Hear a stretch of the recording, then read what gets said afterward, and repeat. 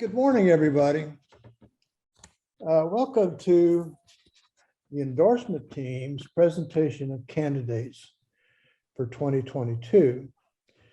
The endorsement team, we've researched the candidates who are up for election, and we've summarized their information to help you decide whether or not Olympia Indivisible should endorse them. First, I would like to briefly review the procedures we will be following during this presentation. Please stay muted so that the auto spotlight can work. This meeting, for your information, is being recorded. Please put questions in the chat box for the question and answer period. And after the question and answers, we will review the voting process to determine the endorsements. Before we start, we would like to acknowledge the first occupants of this land.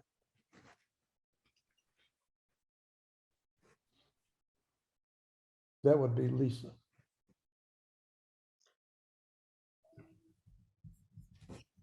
Are you going to continue on share screen, Bob? I'm not control the share screen. Okay, thank you. Hi, I'm Lisa Ornstein. I am a co-founder of Olympia Indivisible and a member of the endorsements team. My pronouns are she and hers. And I would like to acknowledge that we are on the traditional land of the Puget Sound Salish people and Sahawamish tribe. We acknowledge the sovereignty of the Nisqually, Puyallup, Squaxin Island, and Chehalis tribes, past and present, and express our gratitude to them and the land itself. And I also, in honor of this month of Pride, want to add the following: that Olympia Indivisible is committed to a societal vision of inclusion, welcome, and safety for all people. And in this commitment to our beloved community, we commit to show up and stand with our fellow LGBTQIA friends, family, and neighbors. Thank you. And here is John Cooper. Thanks, Lisa. Let's go to the first slide, please.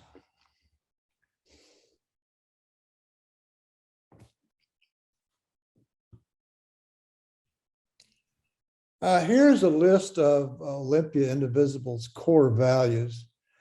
We try to ask our candidates some questions on our questionnaire that we send them to identify the core values that they are aligned with. So during our presentation, we will present some information about how they align with the core values. Next slide, please. The offices that we're going to be considering today are the U.S. representative to Congress in our district, District 10, the county clerk position, the prosecuting attorney position, Thurston County Sheriff, and Thurston County Superior Court judges. We have already endorsed some individuals that we have vetted in the past, including LD Legislative District 22 Representative Beth Dolio and Jessica Bateman. Also, Thurston County Commissioner Ty Mincer and Thurston County Auditor Mary Hall. Next, please. This is one of the candidates for Thurston County Clerk.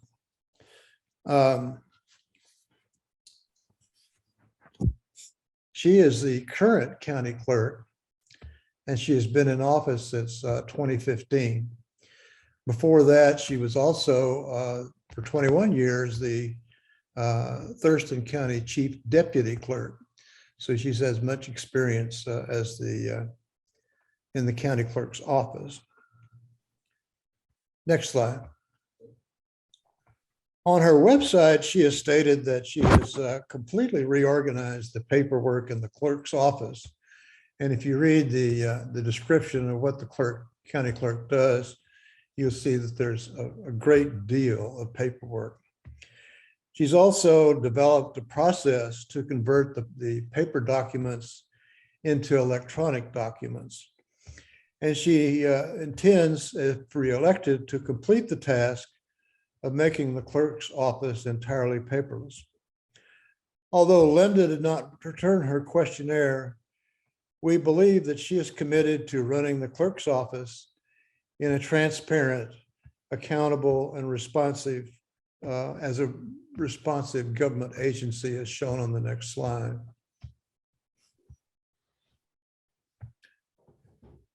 We think that her rating is excellent on those particular aspects of transparency, accountability, and responsiveness, as well as familiarity with county clerk functions. Next slide. Her viability, we think, is very good because she has all the advantages of being the incumbent. However, she hasn't reported raising any campaign funds to the PDC.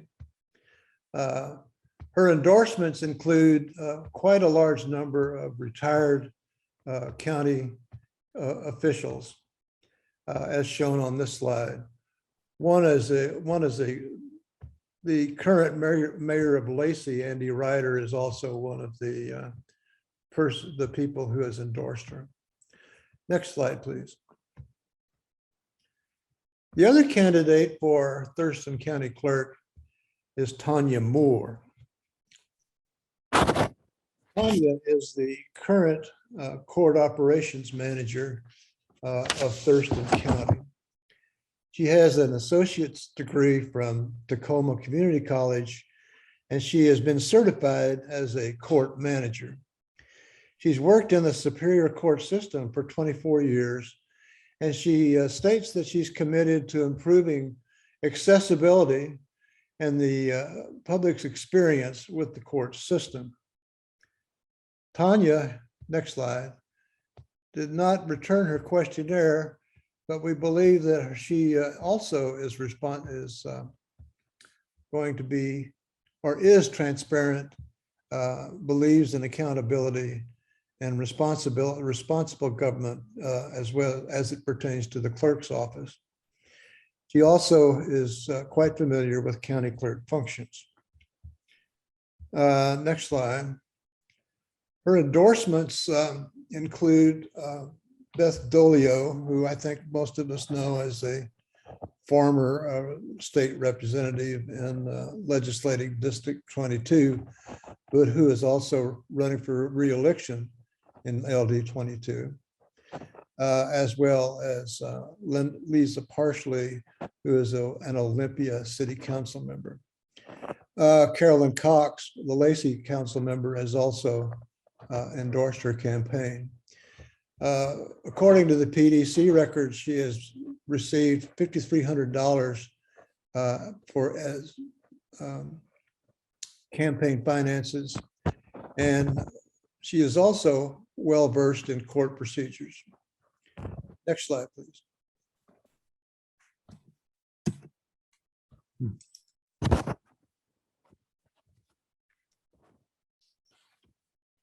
Now I'd like to introduce, let's see, John Cezanne. Is it John? who will discuss Marilyn Strickland's. Actually, it's Dan. Oh, okay, sorry. Dan Tufford, please. Okay, thank you, John. I think I'm Dan Tufford. We'll see as we go along. I'm going to be covering two different races. The first is for CD10. On your primary ballot, you will see 5 candidates. 2 are Democrat, 2 are Republican, and 1 is from the Congress Sucks Party. We vetted only the 2 Democrats for possible endorsement by OI, and that's who I'll be talking about here now. I would like to say that it was my wife Cindy who did the legwork on these CD10 candidates in terms of researching and their positions and developing questionnaires and putting the information together for these slides. I'm just doing the presenting for this. So the first of the 2 candidates I'll talk about is Marilyn Strickland. She is the incumbent, first elected 2 years ago to replace Denny Heck, who had resigned and is now our lieutenant governor, a former 2-term mayor of Tacoma. She's the first Korean American and African American congressperson from Washington. She has sponsored or co-sponsored numerous House bills, most of them related to the armed services. She is a member of the House Armed Services Committee, as well as Transportation and Infrastructure. Among her accomplishments in office are that she has brought over $12 million federal dollars to the community. For example, for housing for the Nisqually tribe, and also for a new youth center in Shelton. She's a member of the Congressional Black Caucus, the Congressional Asian Pacific American Caucus, the Bipartisan Historically Black Colleges and Universities Caucus, the Democratic Women's Caucus, as well as the New Democratic Coalition. She resides in Tacoma with her husband. We believe overall she is in excellent alignment with most of OI's core values. We dinged her a little bit on transparent, accountable, responsive government. She did respond to the questionnaire, and one of the questions related to whether you receive PAC contributions, which she acknowledged that she does, but she didn't give us any detail about which PACs or how much money. She has a lot of money in her campaign account, which we believe much of that has to have come from PACs, and the fact that she wouldn't tell us which ones or how many we thought deserved her getting a good rating on that category. Excellent viability as the incumbent, as I've said, mostly aligned with the core values, strong identity with minority and military issues. Of course, having been in Tacoma and living in Pierce County much of her adult life, she has had a lot of interaction with Joint Base Lewis McChord, as well as other military activities. She has over 200 endorsements. This is a short list here, along with some summary information. Many current representatives from Washington, mayors, newspapers. This list comes from her website, but I think it's probably, many of these are probably a legacy of her 2020 campaign. I think it's just too early for her to have secured some of these endorsements for the current campaign. But we have no reason to think that she won't get all or most of these endorsements again. The second candidate was a very late filer, Eric Mahaffy. He filed to be a candidate in the last day or two of the filing period. He's a high school graduate, a union electrician. He did respond to the questionnaire. He was very quick to respond to the questionnaire, which we sent out just as soon as we found out that he had filed. He was very lengthy in many of his responses, and I believe it's posted on the OI website if you'd like to read it in more detail, but he did have some rather unusual ideas, good or bad. In banking, for example, promoting the idea that all mortgages should be interest-free, says he does not support any gun control, thinks that taxes for education should only be assessed on people with children. And the more children you have, the more taxes you pay. Also, again, I won't go into these in detail, but based on his responses to the questionnaire, this is the way we rate his alignment with the OI core values. Mostly good, some fair, a couple of excellence. We think his viability is quite poor. A political unknown, a late filer, no endorsements that we could see as of when we put this slide presentation together, no apparent campaign organization. He states that he wants to run a zero donation campaign, and he has no prior elective office experience. And so I think that's it. Oh no, now it's my turn for the candidates that I vetted. Thurston County Superior Court, there are 2 open positions. One is position 4, the other is position 9. Neither of them have a challenger. The first is Allyson Zipp in position 4. She was appointed by Governor Inslee in November 2021, so she's running now to be elected on her own. She was appointed to fill the position vacated by Eric Price, who was in position 4, but he was appointed by Governor Inslee to the Court of Appeals. And so position 4 came open and she was appointed to it. Prior to this, she had spent quite a lot of time in the Attorney General's office. And again, now she did not respond to the questionnaire without opposition, didn't feel that she needed to respond to the questionnaire. And she is unopposed. In the absence of a robust write-in campaign, she will be reelected. The other candidate for Superior Court is Indu Thomas in position 9. This was a newly created position, and so she's the first person ever to hold it. She was appointed by Governor Inslee in September of last year. She has quite a lot of judicial experience, both in the courtroom and in support positions. She has been rated exceptionally well qualified, which is the highest possible rating by 5 judicial evaluation committees. And again, she is also unopposed. So in the absence of a robust write-in campaign, she will be elected. So now I'll turn it over to John Cezanne. Thanks, Dan. Hi, I'm John Cezanne, and I will be discussing the county prosecutor and county sheriff's races. And I'd like to acknowledge the work of Kevin Hancock and Ed Steinweg for their research on these candidates, team members of ours. So next up is Thurston County Prosecuting Attorney, where incumbent John Thunheim is seeking his 4th term and is running unopposed. He's a Democrat, he has a law degree from Puget Sound University, and as you can see, serves on multiple legal and charitable boards. These include being past president of the Washington State Association of Drug Court Professionals.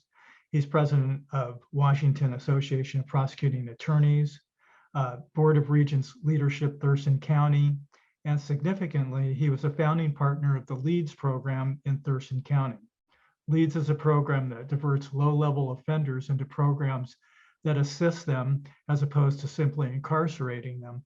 These programs have had a significant impact on reducing recidivism and in reducing the jail population in Thurston County. Next slide. As you can see, Mr. Thunheim is excellent, aligned with our core values.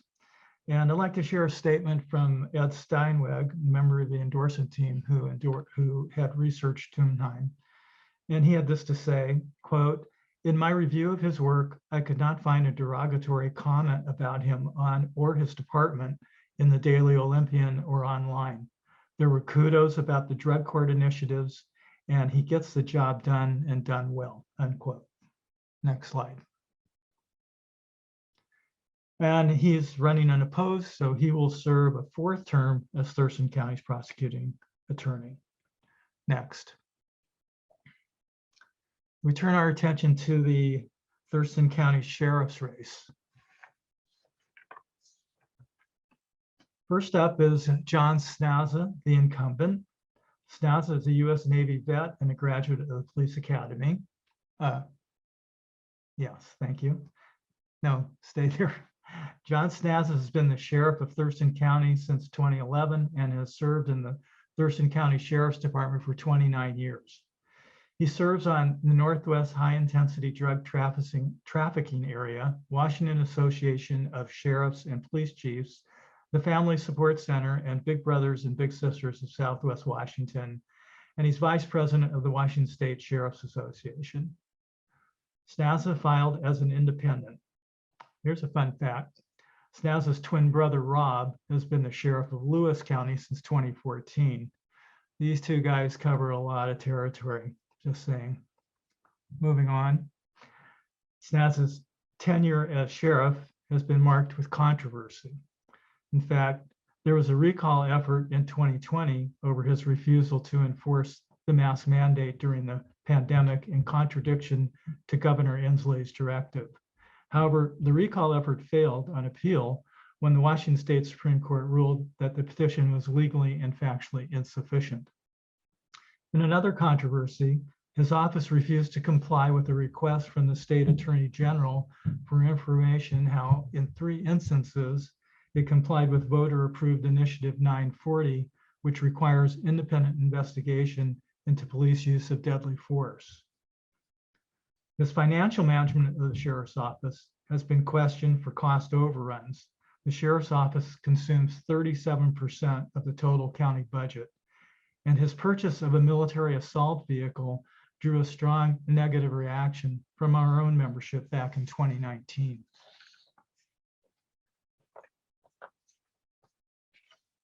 He has been accused by a former deputy of running the department like a good old boys club.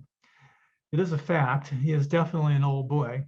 He's been around a long time, and maybe he's not so good. Next slide. As you can see on this slide, Mr. Snaza does not align with our core values. He gets fair or poor marks in all applicable categories, except with familiarity with sheriff functions. Also, Sheriff Snaza refused our offer to complete our questionnaire, and we got no response. Next slide. Nevertheless, due to his incumbency and strong name recognition, the odds are well in his favor to get yet another 4 years in office. So his viability is rated excellent. He has several endorsements from members of the community, but currently we have no information on his available funds. Next. So Derek Sanders is running as an independent against Sheriff John Snaza for Thurston County Sheriff. Derek is a graduate of Tumwater High School. He is 28 years old and has worked in law enforcement since 2014, first at the City of Lacey Police Department, and then from 2016 with the Thurston County Sheriff's Department. He attended basic law enforcement training. He is a state certified emergency vehicle instructor and a state certified field training officer. Sanders has an interesting background. He's as a biracial child. He tells this story on his campaign website, and quote, this is from his website. He, along with his sister and mom, fled their abusive stepfather and the daily domestic violence he was creating in their home. It was safer for them to be homeless than face daily abuse. This put them between domestic violence shelters, hotels, and living in a van donated by a local church. Like many local families, when they didn't know what to do, they turned to law enforcement for resources. As a child, he remembers being selected to participate in the Shop with a Cop Christmas program, enabling him to be paired with a law enforcement officer to do Christmas shopping for himself and his family. That positive experience with law enforcement would forever change his life and ignite his passion for giving back to the community. The partnership with a compassionate police officer set a profound example of community engagement and service. Programs like this that engage with members of the community indeed changed Derek's life. 9 years later, he found himself on the other side, paying it forward by participating in the same program as an employee with the Lacey Police Department, unquote. Next slide. Sanders is in alignment with our core values that apply to the Sheriff's Office. He wants to restore trust in the Sheriff's Department and rebuild internal morale while increasing public safety. While having good qualities and abilities, he lacks managerial experience. Next slide. In terms of his viability, it's definitely going to be an uphill battle for Derek Sanders. He doesn't have much so far in campaign cash, does not yet have any high-profile endorsements, and lacks name recognition. However, it is helpful that he won't have to get through a primary, and that there is still plenty of time before the November election to raise money and get his story out to the public. Next, I'd like to turn it back to Lisa. Hello. So I'm back just to let everyone know that John Cezanne and I are responsible for vetting for the race of for Secretary of State. And we have found that the information available to us up to this point has been insufficient for us to meet the threshold of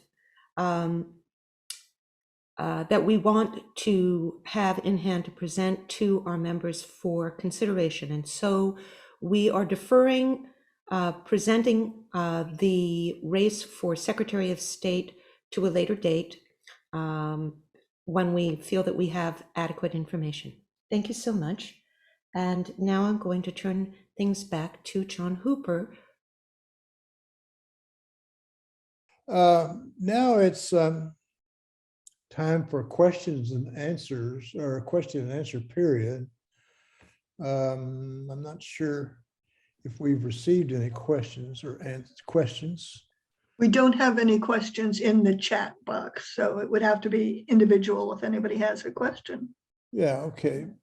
Can So raise if their anybody hand. has a question, sorry.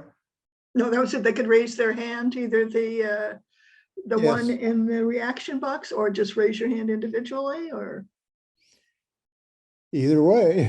either way, exactly. We do have one, Victor. Yes, thank you for calling on me. My question relates to the vetting committee for the recommendations. I didn't hear anything about whether or not there are any practicing attorneys who looked into either the clerk's race, the prosecutor, the sheriff, or the two judicial candidates.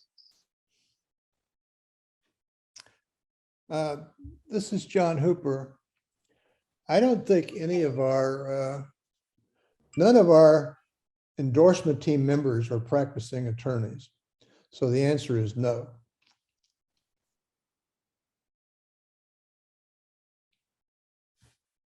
Did that come through? Yes.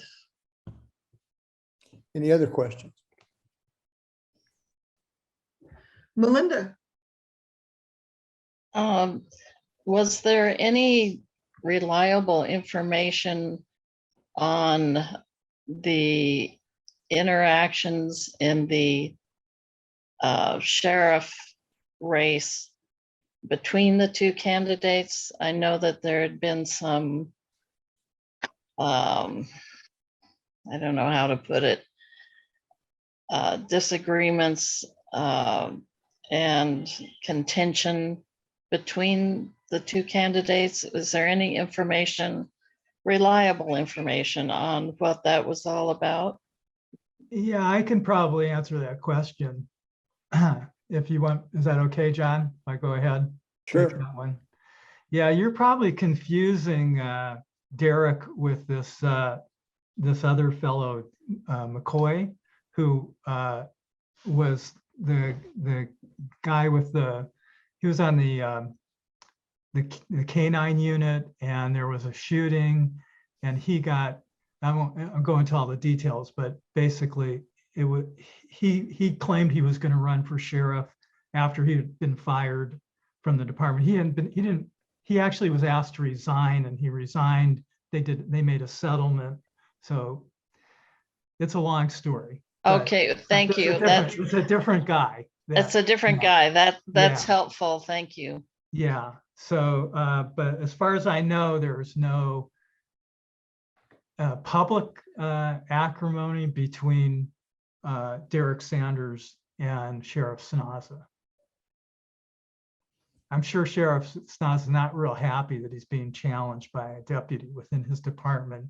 But his statement when asked about that was, it's okay, anybody can run. It's their right. Thank you, John. You're welcome. Mari Stewart, there you go, has a question, right?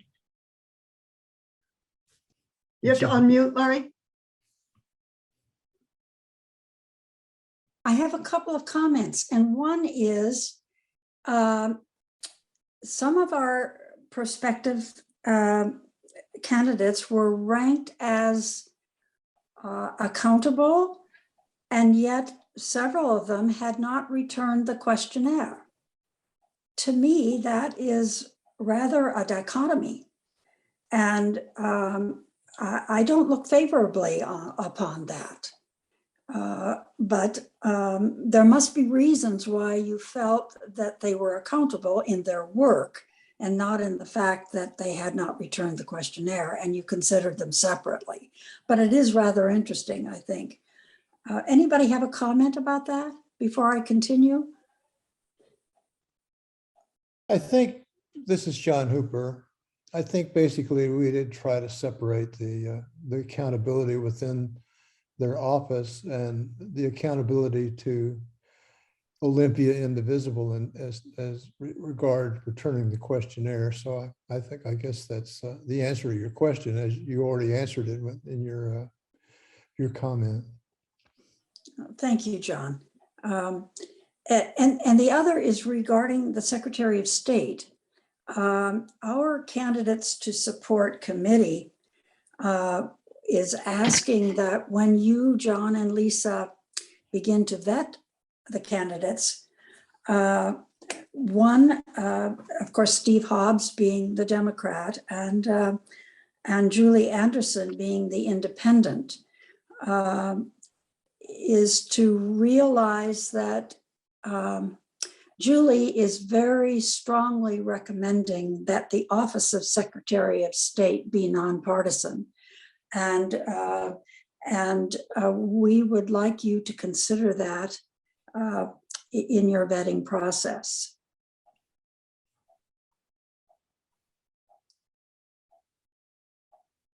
Thank you very much for that comment, Mari, and we will take it into consideration. Thank you. Thank you. Victor has another question. Yeah, I guess this is more in the nature of observation. I know as to the, frankly, I have a little, I have some trepidation about some of the descriptions in the analysis of the candidates associated with the court system. As far as John Snaza, the sheriff, I think something was missed and something was added that I thought was unfair, and something that was missed that I think is very important to the race. Snaza did seek the purchase of basically a water tank or Bearcat or whatever. But that was supported by a commissioner that has been endorsed by Olympia Indivisible, Ty Mensa. So it seems a little unfair to criticize Snaza for that when we endorse Ty for making that decision as well. But I think the more important factor in that race is that and I don't believe I heard it mentioned, I may have missed it, but I mean, Snaza, whatever you've thought of him through the years, had a severe motorcycle accident in which he suffered, some brain trauma. And there has been a lot of discussion for people who've known him or interacted him with a long time, that he may not be the same person he was before the accident, and that may affect his qualifications here. In my mind, that's far more important than some of the other things that were mentioned. And I'd hope that if other candidates have some serious medical issues that may prevent them from affecting their ability to fulfill the office, that we would hear about it as an organization. And I guess my other comment is that I'll have two more comments. One, quickly, I don't think we should make an endorsement in the judicial races or in the prosecutor's race. I think we're opening ourselves up for discussion on stuff that could lead to a lot of disagreements about fundamental assumptions made in the presentation. I don't think we need that. But secondly, I wanted to say something about the clerk's race. As a practicing attorney in this county, I have been somewhat interested in the fact that someone so prominent as Tonya Moore in the system is going against the incumbent clerk. Tonya Moore's got a great reputation in the system. I don't know her personally. I have interacted with her. The time she's presented like a lot of diversity programs and brought high school students in to meet judges of color in our system here and throughout the region. She's very well thought of as far as her effectiveness in her current position. So I wonder if we might take another look at that. I'm not saying, we should endorse her one way or the other, but I have heard other elected officials talk about their thoughts in supporting Tonya Moore in that position. So maybe we should think about that or do some deeper analysis, particularly in that race. Thank you. John, can I make a response? Sure. Okay, so I'm not, I about the later point, you made several different points, but so I just want to address the ones about the sheriff. On the purchase of that tank, that it was approved by the county commissioners, and we protested that pretty significantly at the time. We were not happy about that. Ty Menster came to talk to us. We had an actual in-person meeting, all-member meeting, and he was asked about that. And his response was he did it for political reasons. He did not agree that they should have that. That wasn't his position, but he didn't want to, he had political reasons for doing it, he thought. And with regards to the motorcycle accident, I was aware of that. And actually I decided not to include that because I'm not, nobody that in our group has the medical ability to determine his mental capacities. So I didn't think it was fair for me to use that as another. I mean, there's enough, in my opinion, there's enough reason not to put him back in the office, let alone considering his mental capabilities. But that's my position on that. So I don't know, maybe John Hooper wants to respond to your criticisms on the include whether we should endorse the county clerk and the prosecutor, and I don't know what your opinion is about his remarks about Tonya Moore and Linda Enlow. So I'll turn it over to John Hooper. Yeah, let's see. I could speak. You can hear me. I just wanted to correct something that I said. Apparently, I had forgotten that Tonya Moore did return her questionnaire. And I think during the presentation, I said that she didn't. Secondly, I think maybe I could take another look at Tanya's record of inclusiveness and the issues that Victor brought during his comment, and I will do that. And that's my response. Are there any other questions?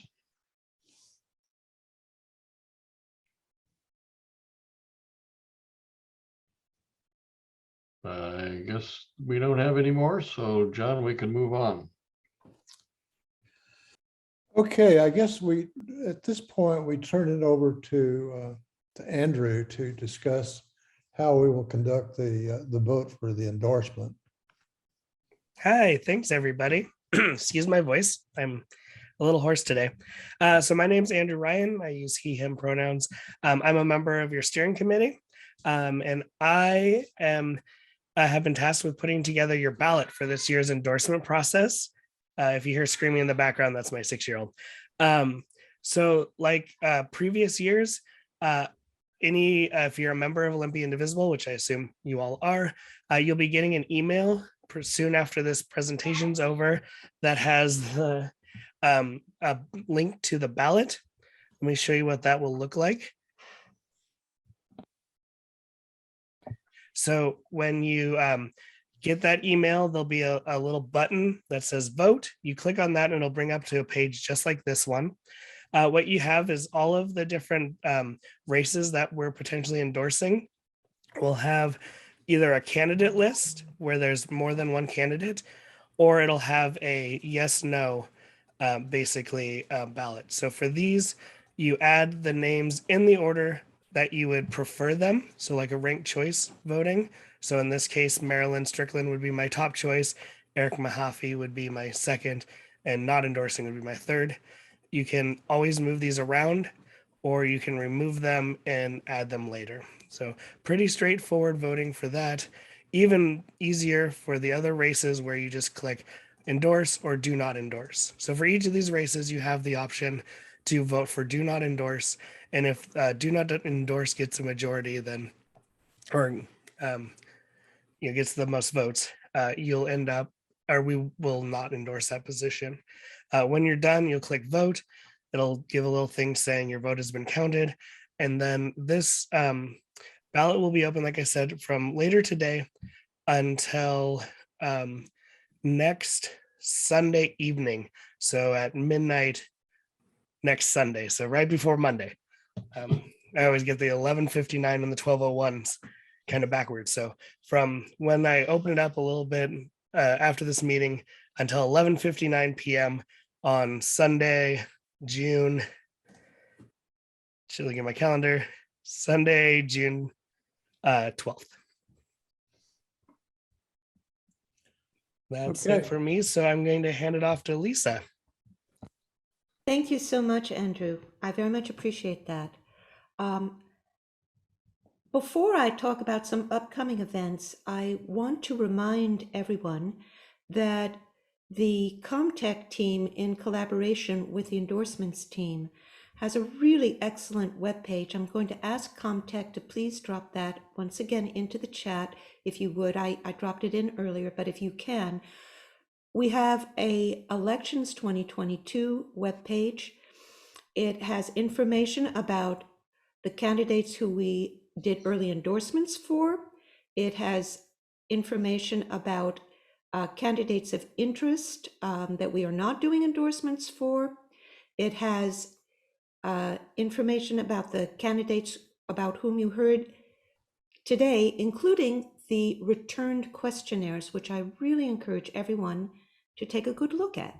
That allows you to get a more nuanced view of these candidates. And by all means, vote. Please vote. Don't forget to vote. Make yourself a reminder to vote. Thank you. Upcoming events. I want to remind everyone that the Action Cafe, which is a weekly Monday lunch hour, noontime gathering on Zoom, takes place once again this upcoming Monday.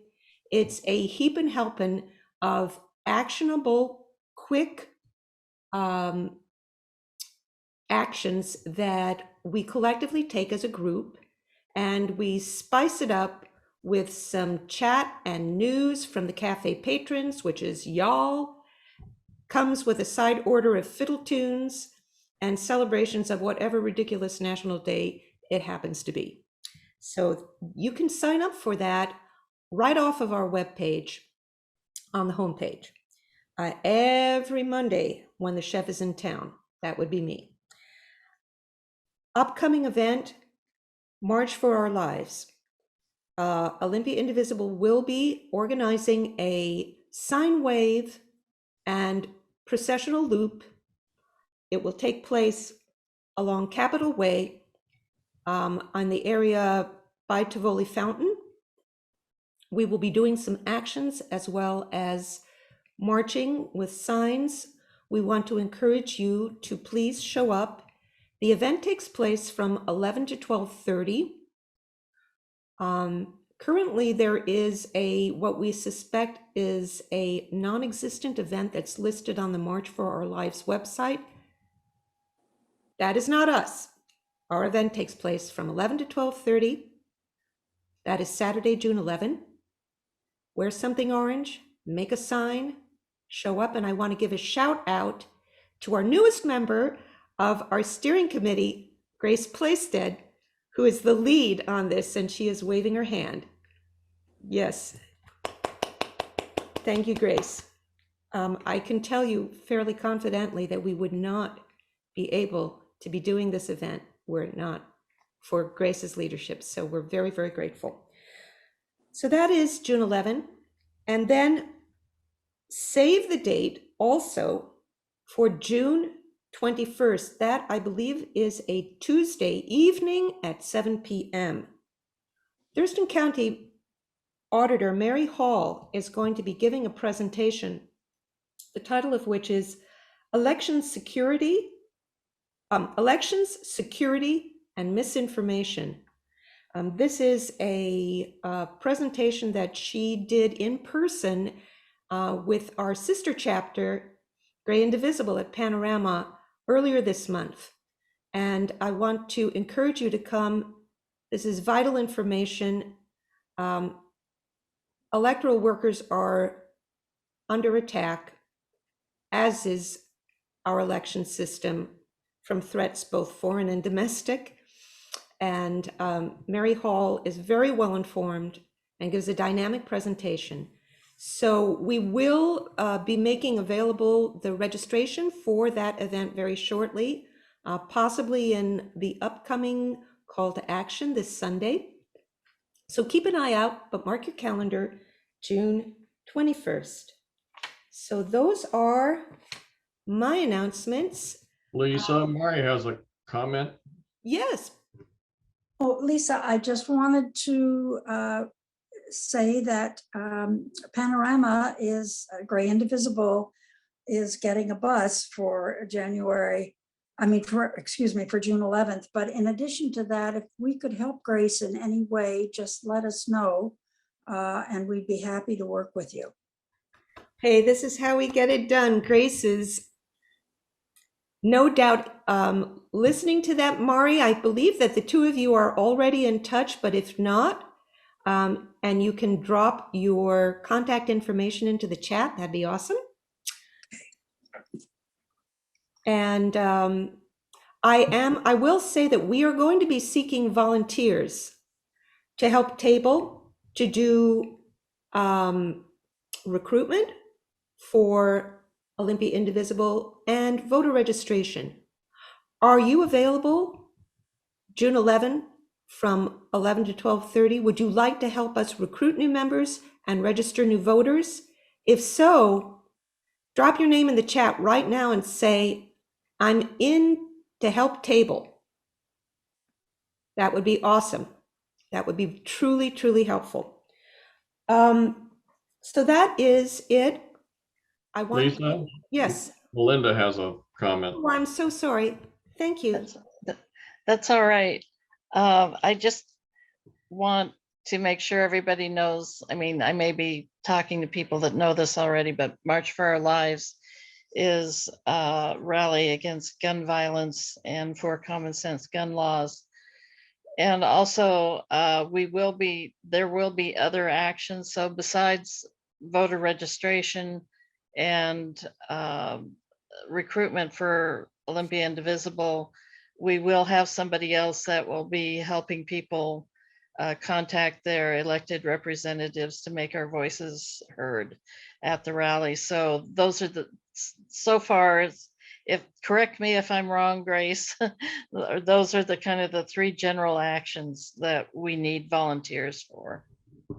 Yeah, and then the third thing is going to be, and this is just going to be like a QR code link that I'm going to set up, so it's not necessarily going to need a ton of volunteers. But the third action that we're doing is essentially signing up to volunteer and donate to the campaigns. Most of them are going to be OI endorsed candidates, but people that are running in the 2022 midterms.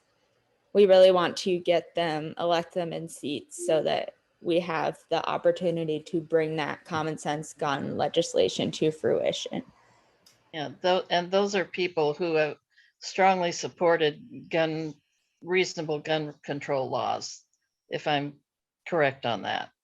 Yes, that is correct. Yeah. So there you are. And I will also say that we will also be organizing a peacekeeping team. This is a permitted event that we are doing. And so, and as all of you know, there are no weapons allowed on the Capitol campus. And we are permitted, so we have the full backing of the Capitol Enterprise Services, but we still feel that this is that is always good to have peacekeeping folks on board. So if that is something that you warm to and you are available for, if you're familiar with peacekeeping and de-escalation, again, you can drop your name in the chat now or get in touch with me at olympia.indivisible@gmail.com. Are there any other comments? Well, I want to thank everyone on behalf of the endorsements team for attending this. Carla, Oh, yes. sorry, Lisa. Carla has her hand up. Oh, thank you so much. I Sorry, just have Carla. a question for Grace. Grace, on all the websites are talking about wearing orange. Yes. Is that something that you're encouraging too? Yes. Okay. Thank you. Yes, absolutely. Please wear orange. Thank you, Carla. Anybody else? Okay. Well, we did it. We have a wrap, and it is under an hour. So I want to congratulate everyone. And I want to thank everyone for being here. Showing up has never been more important.